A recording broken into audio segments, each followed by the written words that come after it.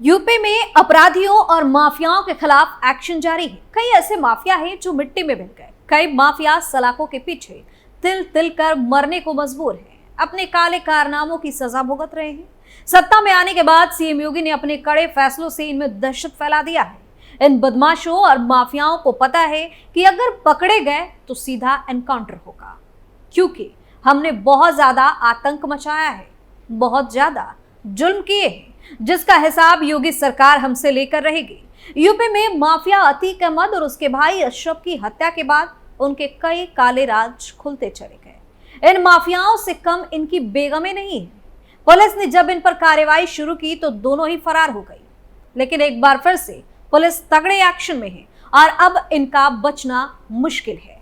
नमस्कार, आप देख रहे हैं कैपिटल टीवी उत्तर प्रदेश और मैं हूं आपके साथ दिव्या सिंह। इस खास प्रोग्राम पर्दाफाश में आपका स्वागत है। पर्दाफाश में बात होगी पुलिस से घिरी शाइस्ता और जैनब की। तो चलिए शुरुआत करते हैं। आधी रात को अतीक अहमद के गढ़ में हड़कंप, शाइस्ता जैनब के प्रयागराज आने की आहट, योगी की पुलिस ने की ताबड़तोड़ छापेमारी, उमेश पाल हत्याकांड के बाद से है फरार। योगी की पुलिस एक बार फिर से तगड़े एक्शन में है। उमेश पाल हत्याकांड की आरोपी माफिया अतीक अहमद के पत्नी 50,000 के इनामी शाइस्ता परवीन की तलाश फिर से तेज हो गई है। चारों तरफ से घिरने की खबर सामने आ रही है। शाइस्ता के साथ ही अशरफ की पत्नी आरोपी जैनब फातिमा की तलाश में पुलिस ने सर्च ऑपरेशन शुरू कर दिया है। शाइस्ता और जैनब के धूमनगंज के हटवा गांव में छिपे होने की सूचना पर देर रात पुलिस टीमों ने ताबड़तोड़ छापेमारी की। एसीपी के नेतृत्व में 4 टीमें हटवा गांव पहुंच गई। आधी रात पुलिस टीमों ने हटवा गांव में अतीक अशरफ के करीबी रहे कई लोगों के घर पूछताछ की। फरमूद, अनवर और आसिफ समेत 4 घरों से पूछताछ कर पुलिस टीमों ने हटवा गांव के 2 और घरों में दबिश देकर शाइस्ता और जैनब के बारे में पूछताछ की। इसके बाद अतीक अहमद के मोहल्ले चकिया में भी दबिश दी गई। 4 घंटे तक चले सर्च ऑपरेशन में शाइस्ता और जैनब तो नहीं मिली, लेकिन पुलिस को उनके बारे में कई अहम जानकारी मिली है। प्रयागराज में उमेश पाल हत्याकांड के बाद से माफिया अतीक अहमद की पत्नी शाइस्ता परवीन और अशरफ की पत्नी जैनब फातिमा फरार चल रही है।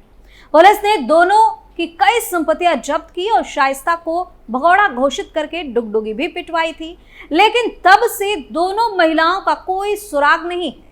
जैनब की आखिरी लोकेशन दिल्ली में मिली थी, जबकि शाइस्ता की आखिरी लोकेशन हटवा गांव में अशरफ के ससुराल के पास मिली थी, लेकिन पुलिस की रेड से पहले ही वो निकल चुकी थी।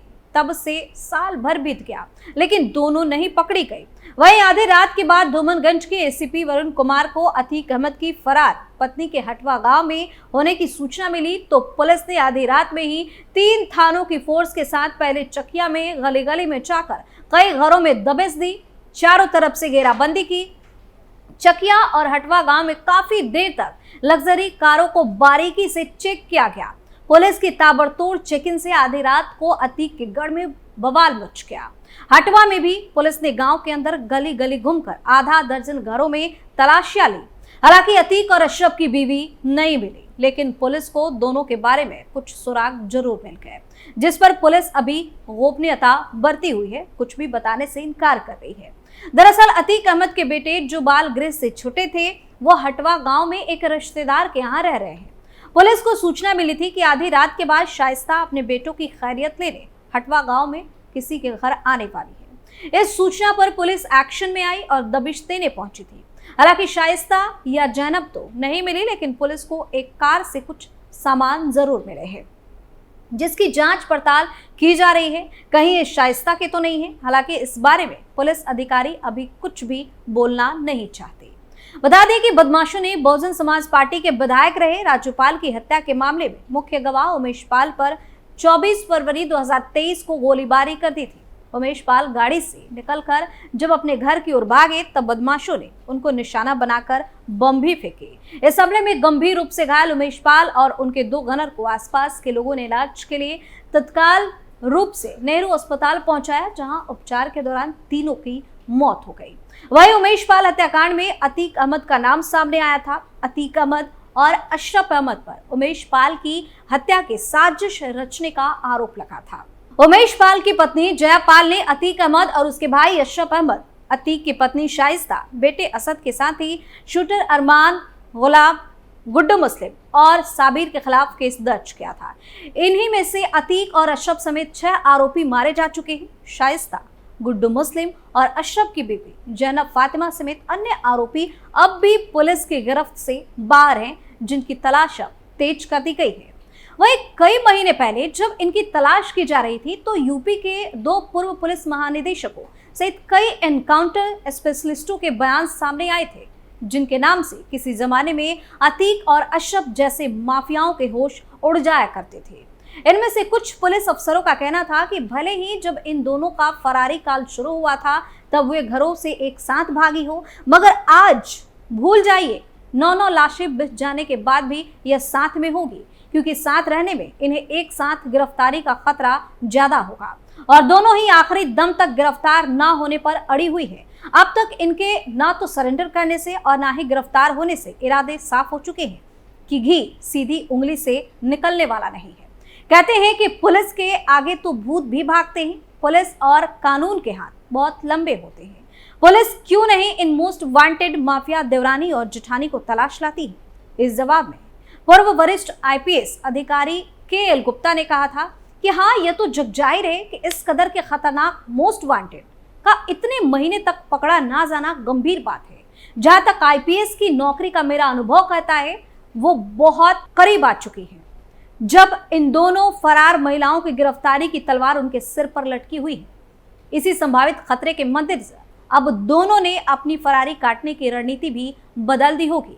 मैं दावे के साथ कह सकता हूं कि पुलिस से बचने के लिए अब दोनों ही साथ साथ फरारी नहीं काट रही होंगी, क्योंकि इन्हें शर्तिया इस बात का डर होगा कि अगर एक साथ दोनों पकड़ी गई तो फिर कहीं एक साथ जेल जाते ही बाहर मौजूद इनके पतियों द्वारा खड़े किए गए काले कारोबार या साम्राज्य को कौन संभालेगा। दूसरा, इन्हें अब इस बात का भी डर होगा कि ज्यादा वक्त तक एक साथ रहने से पता नहीं इनमें से किसके साथ का कौन इंसान पुलिस से मुखबिरी कर डाले और दोनों एक ही जगह एक साथ पकड़ ली जाए। लिहाजा ऐसे में इस तरह के अपराधियों से करीब 36 साल आईपीएस की नौकरी के दौरान आमना सामना होने के नाते मैं कह सकता हूं कि पुलिस इनकी टोह में तो जरूर होगी, मगर बेहद ही गुपचुप और सधे हुए कदमों से, बशर्ते या कहीं देश से बाहर भाग जाने में कामयाब ना हुई हो।